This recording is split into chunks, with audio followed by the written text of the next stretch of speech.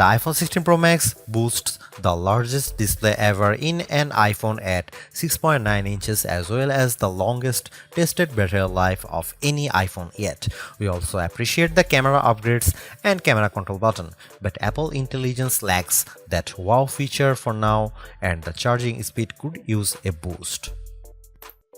The ginormous 6.9-inch iPhone 16 Pro Max starts at $1,199 with 256 GB of storage and goes on sale September 20. You can upgrade to 512 GB for $200 more and another $200 will get you 1 TB. I have been a Pro Max user for years since the iPhone 11 Pro Max, but after testing the new iPhones, I'm actually torn about the iPhone 16 Pro Max.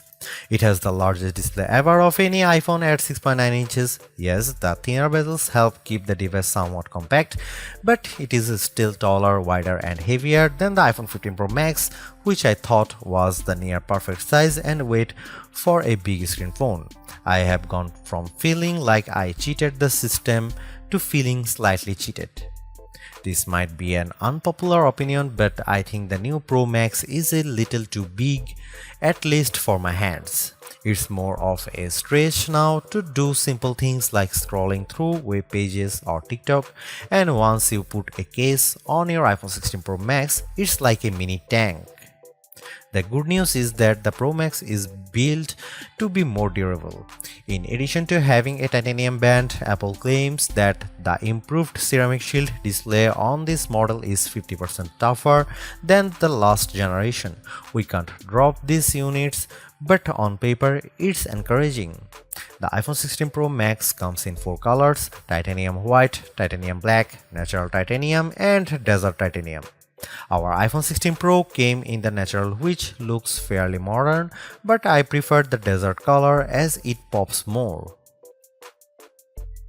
The iPhone 16 Pro and Pro Max displays don't get any upgrades in terms of brightness or refresh rate, but they are still among the best OLED panels on a phone. The only main difference is that the screens can scale down to a minimum of 1 nits, which means you can use your phone in bed without disturbing anyone else and get an even dimmer alarm clock. Otherwise, the new iPhone 16 Pro Max screen is largely the same, allowing the Pixel 9 Pro to surge ahead in terms of brightness. We measured a max of about 1500 nits for the iPhone 16 Pro Max, while the Pixel 9 Pro XL hit more than 2300 nits. Outside in direct sunlight, the iPhone 16 Pro and Pro Max were both dimmer than the Pixel 9 Pro XL, though Google's phone dimmed faster over time in response to the heat. Other than the display size, the biggest design change to the iPhone Pro Max is the addition of the camera control button. This recessed capacitive button on the right side uses haptic to give you feedback and it launches you straight into the camera. No more having to fumble for the on-screen camera shortcut, and you can now use the action button for another shortcut. This thing is pretty easy to use in both portrait and landscape mode. So what can you do with camera control? A lot actually. A quick press snaps a photo and a long press starts recording a video, but I'm not a fan of the fact that the video stops when you take your finger off the button. You can also slide your finger across the button to zoom in and out, which is pretty smooth. Not as smooth is the double soft press, which launches a sub-menu of various options, from tweaking the depth and exposure to toggling between multiple photographic styles. Camera control works well, but applying just the right amount of pressure and remembering what a single press and double press do takes practice. I also wouldn't recommend taking macro shots with the camera control, as it shook the camera when I got super close to a subject. The iPhone 16 Pro Max gets a bunch of camera upgrades, starting with a new 48 megapixel fusion camera for the main shooter that's designed to read data faster. The result should be zero shutter lag and faster focus. I took some shots of people passing by on scooters and moving taxis at the same time on the iPhone 16 Pro Max and iPhone 15 Pro Max, and the new iPhone was indeed faster. The results were not necessarily sharper though, as you can see in this side-by-side comparison. Here are some camera samples of iPhone 16 Pro Max.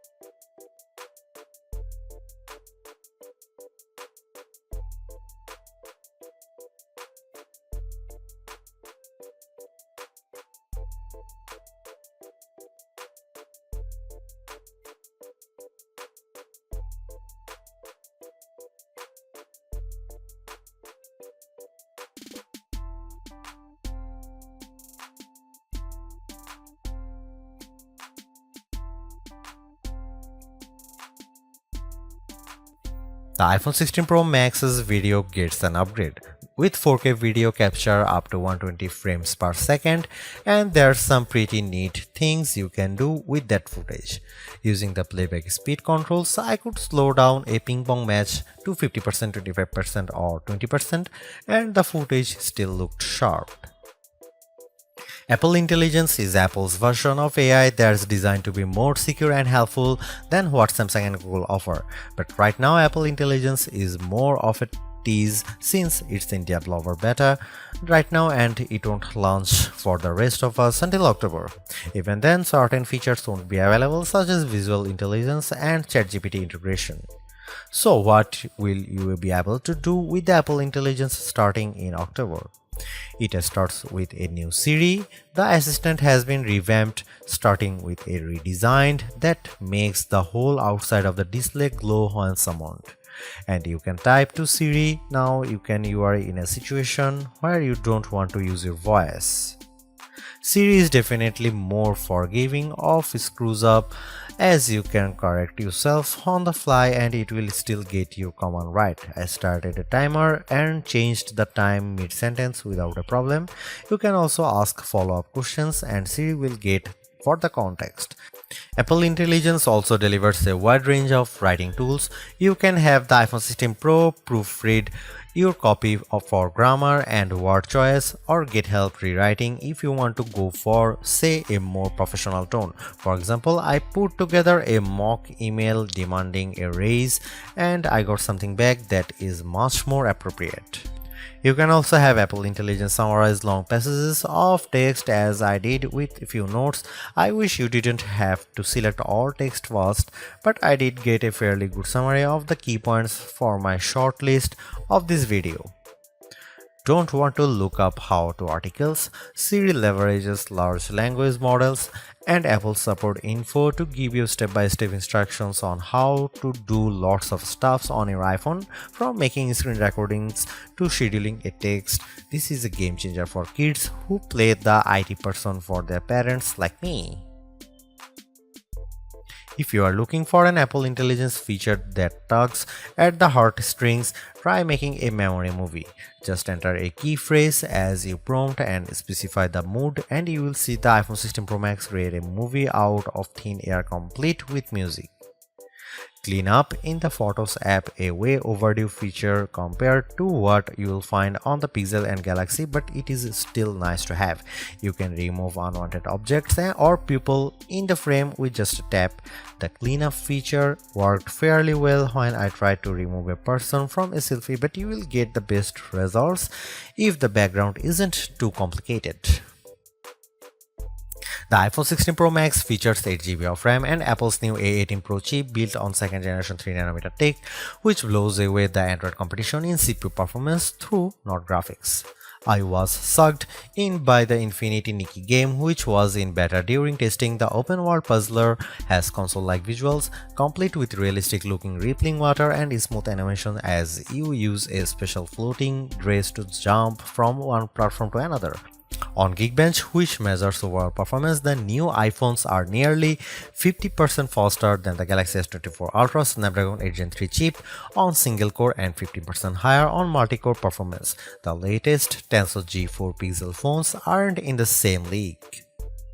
The iPhone 16 Pro Max was also twice as fast than the S24 Ultra in our video editing testing using Adobe Premiere Rush, where we time how long it takes to transport a 4K clip to 1080p. The new Pro phones also shave off a few seconds versus the iPhone 15 Pro's time. So what about graphics? The iPhone 16 Pro Max packs a 6-core GPU compared to 5 cores for the regular iPhone 16 series, and Apple claims that it's up to 20% faster than the iPhone 15 Pro's A70 chip.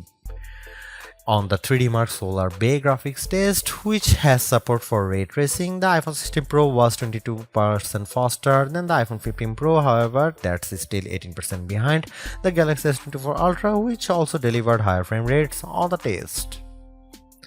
There is one other performance test we ran to see if Apple's claims of better sustained performance are legit. The iPhone 16 Pro Max features a new internal design with a graphite-clad aluminum substructure that's supposed to result in 20% better sustained performance. Interestingly, the iPhone 16 Pro Max turned in a very strong so-called stability score of 84% on our 3D Mark Wildlife stress test, which is better than the 75% from the iPhone 15 Pro Max, but the iPhone 16 Pro hit only 66%. It hit a higher overall loop score but had bigger drop-off. The Galaxy S24 Ultra's score was even worse at 60.4%.